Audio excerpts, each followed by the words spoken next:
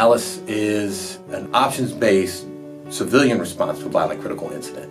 And what I mean by that is a tornado is a violent critical incident. Even though ALICE stands for alert, lockdown, inform, counter, and evacuate, we would still alert, we would still inform, and we would still evacuate.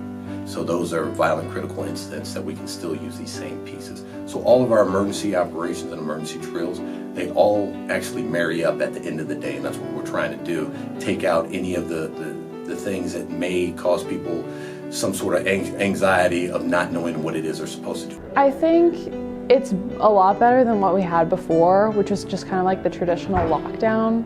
Traditional lockdown method is barricading doors and waiting to do nothing, right? So if you can get out of a location, why would you stay?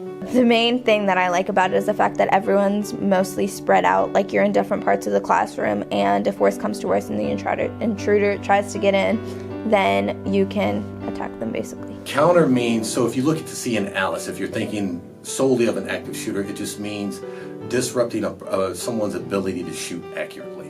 It doesn't mean that you have to go be Hulk Hogan or some UFC fighter, you know, George St. Pierre and choke somebody out. It's not that. I like that there's an emphasis in like strategy and thinking about what you can do to make sure that like you're the safest as possible. So Crisis Go is an emergency, it's a mass communication app.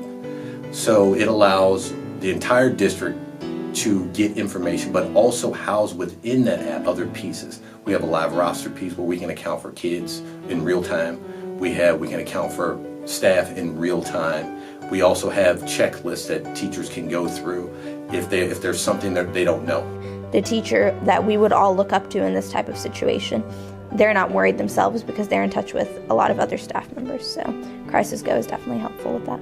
I do think it would be effective because it's systematically like what we would do, and I think it really follows a procedure. This thing happens at the workplaces. It happens more in workplaces than in schools, but schools get the brunt of the media coverage. It happened at cinemas, supermarkets, church, all these, and these are all places we all go to. You guys go there, you hang out there.